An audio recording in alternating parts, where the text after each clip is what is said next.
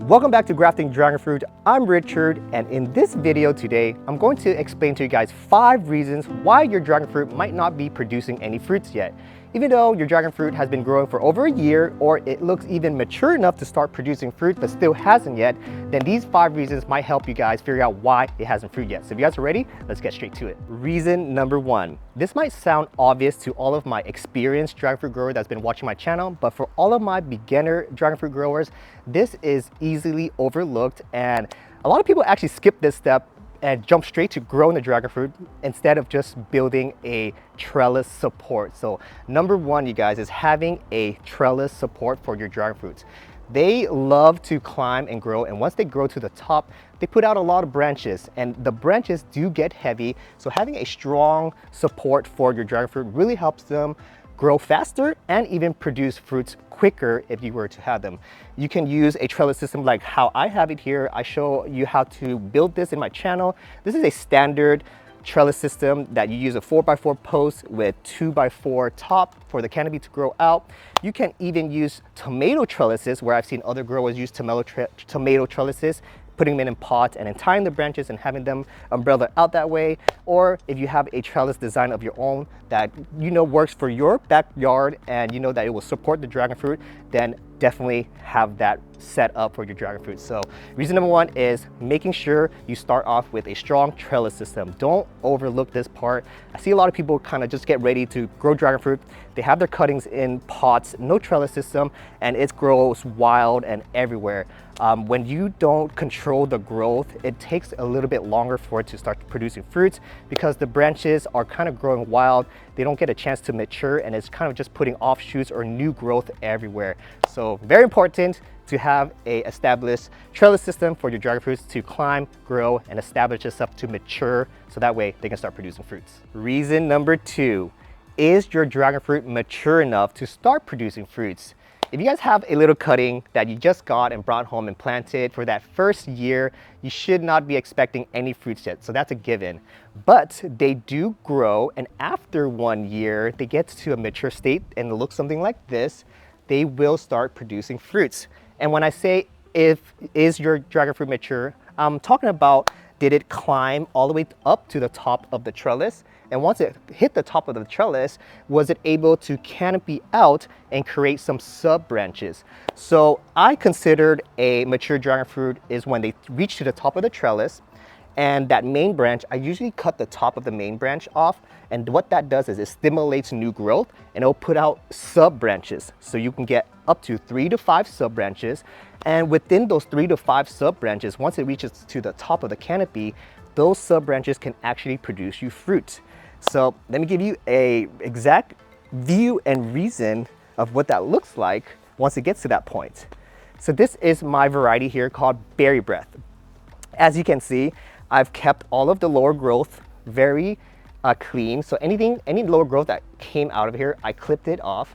I did leave a few, just a few, like a couple, 1 branch on each to see if I can still get it to produce fruits if I were to leave some lower growth. And to my studies and actually playing around with it, I found that you can still actually get fruit from the sub branches that are underneath the canopy, but you can't have too many branches. I'm talking about maybe 2 to 3 sub branches on the bottom, but you want mainly all of your sub branches to be on top. And once it reaches to the top like this and it puts out the 3 to 5 sub branches that I just talked about, they will produce fruit. So this one is the same age as my Thai goat here. And my Thai goat here, I didn't do any pruning, I didn't do any maintenancing. So because I didn't do any of that, it wasn't able to produce fruit. But my Berry Breath here, it's the same age as this Thai goat. I planted them both at the same time, but because I was more pay more a little bit attention to this, actually pruned it, maintained it, keep the branches that I know that will be producing fruits when the season comes. It actually happened. So you can see here, this is a flower bud that's going to turn to fruit. This is Berry Breath, and this is on a sub branch that's kind of at the bottom. This one too, another sub branch that actually has a flower here, which is going to produce a fruit, has a fruit.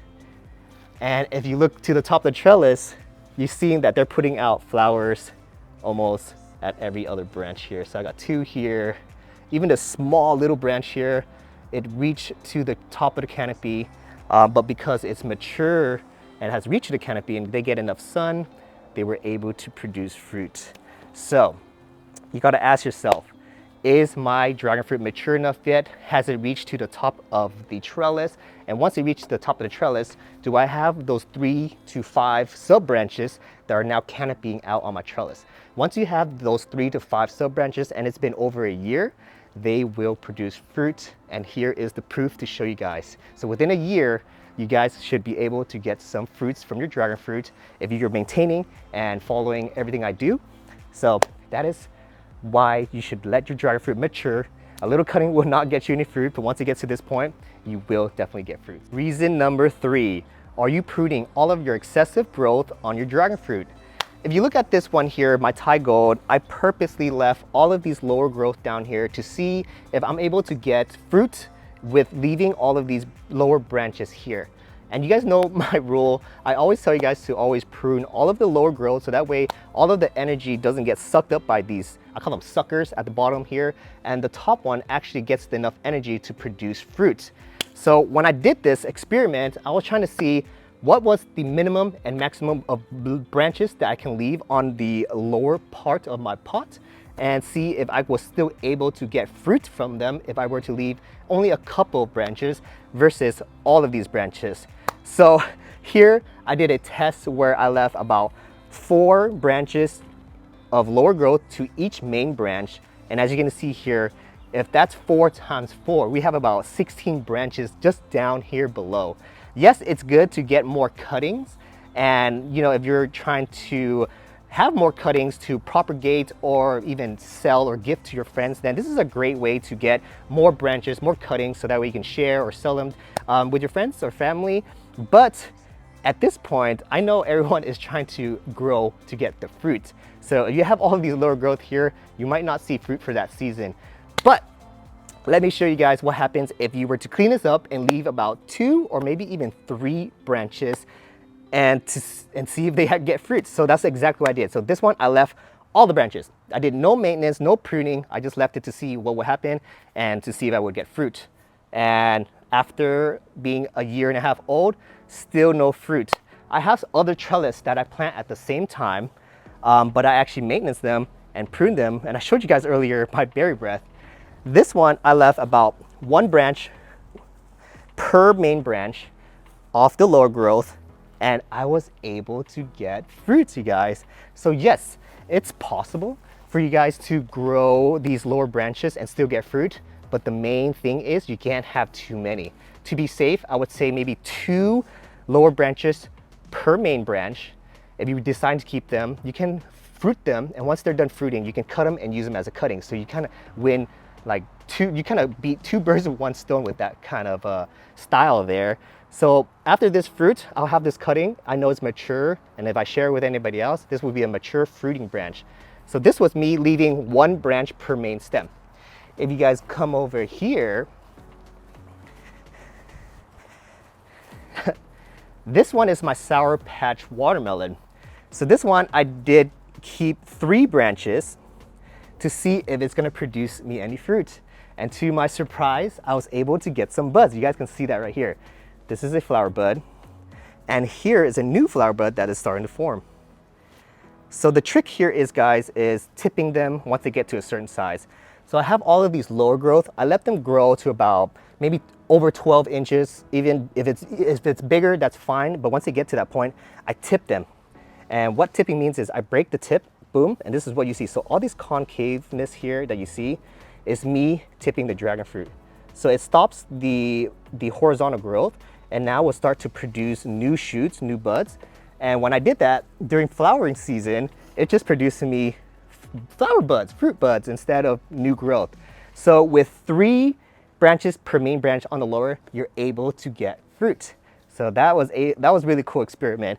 And you're probably wondering, well, yeah, sometimes I do get the buds down here, but they don't make it all the way to bloom. Sometimes they will grow to a certain size, turn yellow and abort, and that will happen. That will happen because there's probably not enough sun or they're fighting for competitiveness and the plant can't handle all of the buds, so it's going to get rid of the ones that aren't getting sun penetration. So as long as you're having full sun, you should be able to get fruits at the lower growth as well. And here is my Sour Patch Kids. Over here, I left this one with 1, 2, 3, 4, 5 branches. And even though I had 5 branches on this one, I was still able to get a fruit on one of the lower sub branches. It flowered, I pollinated it, and now it's on its way to becoming a ripe fruit. So we are about 3 to 4 days in, so I know that the fertilizing pollination has set. It separates the flower, and now we have a fruit here. So this is gonna start ripening. So yes, it is possible to get fruit even if you have all those lower branches, but I highly recommend you guys do it in a controlled way where you can keep 3 to 2. This will definitely give you guys fruits and extra cuttings.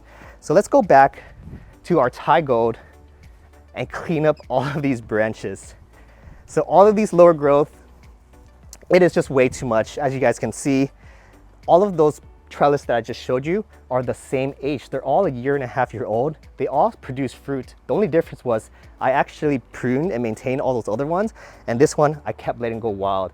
And the con with that was I didn't get any fruit, but the pro was I got a lot of cuttings. So I'm able to share these cuttings on my website. This is Thai gold.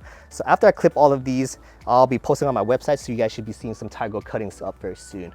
But let's go ahead and start pruning everything that we don't need and leave only on the top growth. And hopefully later during the season, it stimulates all the auxin hormones, and then we'll start producing me some fruits at the top. I have another trellis of Thai gold on the other side, and it already has produced me some flower buds. So I know it's ready to fruit. It's just not ready because there's too much going on here. So we know how to clean things up, get it ready, get it mature, and then hopefully it starts producing fruits for us this season so we get to enjoy some of that. But all of these lower growth here has to go. And if it does start to fruit, I'll do another episode to show you guys what all that pruning did and to prove to you guys that pruning will actually help it fruit some more. So for now, we're just pruning all of the Thai gold lower growth cuttings and in hope to still get it to fruit this season. As you can see, there's just way too many. This one here just has 5. And like I said, look at the pros, you guys. I have a lot of cuttings now to share with everybody, but no fruit to show for it. So we're gonna change that up. We're gonna get these cuttings off. And once all these cuttings are off, we're gonna make sure that it gets some fertilizers to start producing more fruits.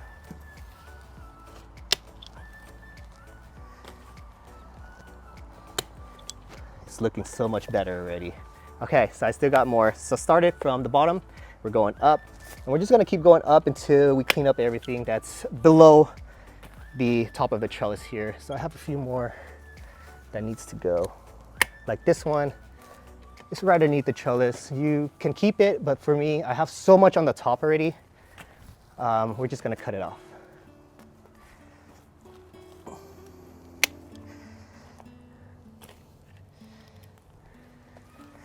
Even this little one that's hanging out right here, let's just go ahead and remove that. And I'm just gonna do a quick walk around. Oh, I do see some right here. It's really easy to miss, but this one can also go. This one too. Ooh, this one I normally would cut, but it's already starting to grow and canopy over, so we'll keep that. Anything that has already grown to the top of the canopy and canopy over, you're okay to keep that one. All right, that one's, I just said that's gonna stay. And all right, it looks great. So I did all of the cleaning like I was supposed to. It looks so much better. Just check out this pile of cuttings that I have here. So a lot of that energy was going towards keeping these happy, nourished, and just making sure that they're getting everything they need. Now that I removed all of that, all of these nutrients are not going to be stopped right here anymore. It's going to be able to travel up and now feed my top of my trellis. So it's going to make sure it gets everything it needs and in no time, I'll start to get some buds. So very excited about that. So make sure you guys prune all of your dragon fruits, clean them up, keep them nice and tidy, and you'll see fruit soon. Reason number 4, is your dragon fruit getting enough sun? So dragon fruits are those plants that love full sun. And over here in this area, I have them in an area that gets sunlight throughout the whole day. There's no trees or anything blocking them, so they're getting full sun penetration. But you want to make sure you have full sun within the temperature limits that they can handle. So if it's 95 to 100 degrees, you want to make sure you're providing some shade cloth, canopy, or even beach umbrellas. Sometimes I have beach umbrellas and I have canopies, and I would just put them over when I know a heat wave is passing through. Yes, full sun is great, but once it gets to a point where the full sun hits temperatures of 95 to 100 Fahrenheit, they start to blister and burn, and you guys don't want that. We want them to stay healthy. We don't want them to get scorched, because then they're going to go into recovery mode, and then it's going to prolong your fruiting cycle. So making sure that they're nice, healthy, and protected from the scorching sun is going to really aid in more fruit production and more growth. So after experimenting in my own home here, I've been growing these dragon fruits in full sun for about 3 years now, and some of these pots are new. They're only about a year to a year and a half. And when I put them on full sun, they became so productive with putting out new growth and putting out more buds. So I was getting more buds on the trellises that I have out here. And I can show you guys an example of they're the same variety, and they just don't produce as much fruit because they don't have full sun. I have a trellis that sits underneath a avocado tree, and it only produces me about 2 to 3 fruits per year, and I think it's a lot with doing that. It doesn't have enough sun, so it doesn't have enough energy to produce me a lot of fruits. The same variety that I have out here that is growing in full sun is producing so many fruits, and they are a lot younger. So normally the mature ones that are 3 years and older should produce me fruits without any trouble if they were to get full sun. But because it was under the shade, it didn't give me the same result as the trellises that I would have in full sun. So let me show you guys one really good example of one that's next to shade. So here is wild berry Skittles, and I actually just trimmed back all these trees here, but this lemon tree was growing over this way. My neighbor's citrus tree was growing over my wall. And I don't know what this tree is, but it has some type of fruit on there, but it also was growing over there. So a lot of shade was being placed over this trellis here. And this is my Asunta 6 and wild berry Skittle trellis. I was able to get, in the beginning of the year, 1 fruit. And I started wild berry Skittles with just 1 fruit, but look at how big it's getting. It's even starting to crack, and this is wild berry Skittles. And I've learned that wild berry Skittles is a variegated variety, so the branches get yellow and green, and it does a lot of twisting and turning because it has that variegation. And the fruit also has a variegated color, so you'll see all of these crazy colors on it. It almost looks like a rainbow, and that's why I kind of named it wild berry Skittles. It reminds me of, you know, the taste of the rainbow. And it just looks so awesome. So this one has cracked already, so it's actually probably ready to harvest. I would like the skin to get a little bit more red, but it's starting to burst, so we're gonna go ahead and probably remove that later. So this is wild berry Skittles that had shade in it. Let me show you guys the wild berry Skittles that gets full sun, okay? And you guys are gonna see how much fruits it has compared to the one that was next to the trees. And here it is. This is my wild berry Skittles that's in full sun.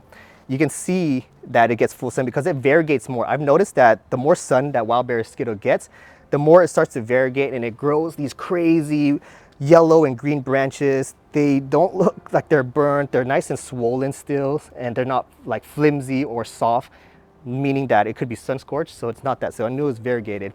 And just check out how many fruits I have for this wild berry Skittles that's full sun. I have 1, 2, 3, 4, 5, 6, 7. Let me go over here. 8, 9, 10, 11. This trellis here is only a 1.5 years old, but because I pruned it and to give it full sun, I was able to get so many fruits in such a short period of time with this trellis. And Asunta 6 here, same thing. I have the Asunta 6 in that same pot that has shade.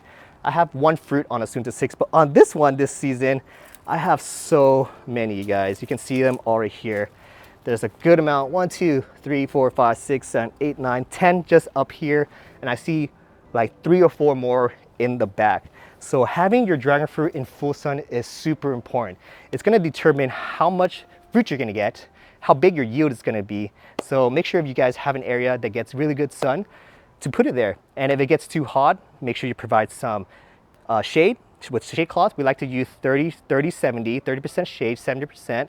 And then we like to use beach umbrellas or canopies, and you don't keep that on forever. You just keep it up until the heat wave passes. And once the heat wave passes, you guys can remove all that and let them enjoy the full sun again. The last and final reason, number 5, are you fertilizing your dragon fruits? I know dragon fruits are really resilient and they grow without fertilizer, but once you guys actually add some fertilizer and feed them, you can see how much growth and how prolific they can be with just a little bit of food for them. So during the early spring, I like to use an all-purpose fertilizer, something that's balanced in NPK. So when I say NPK, we're talking about the nitrous, phosphorus, and potassium. Those are the 3 main foods that plants need to grow and develop, new growth and fruits, and to make them sweeter and stuff like that. So when you guys are buying fertilizer, just choose something that has a balanced NPK when you're trying to grow new branches. So during early spring, I like to use this blend here. This is by Dr. Earth and it's called Exotic Blend. And right here is for palm, tropical, hibiscus fertilizer. And I use this to grow, like an all-purpose one. If I wanted to grow new branches or just keep it healthy and keep it feeding so that way it has some nutrients to keep it, lush green, grow fine, and when it's ready for fruiting season, they're ready for it. So this one's a really good one that I use. The NPK on this one is 5, 4, and 6. So 5, 4, and 6 here. So this is NPK, nitrous, phosphorus, and potassium. So this one is very close to being equal. So something like this is good to use all year round, but once it gets to flowering season, which is during summertime, like early summer, so during early spring, all of spring, I'll be using an all-purpose fertilizer like this one.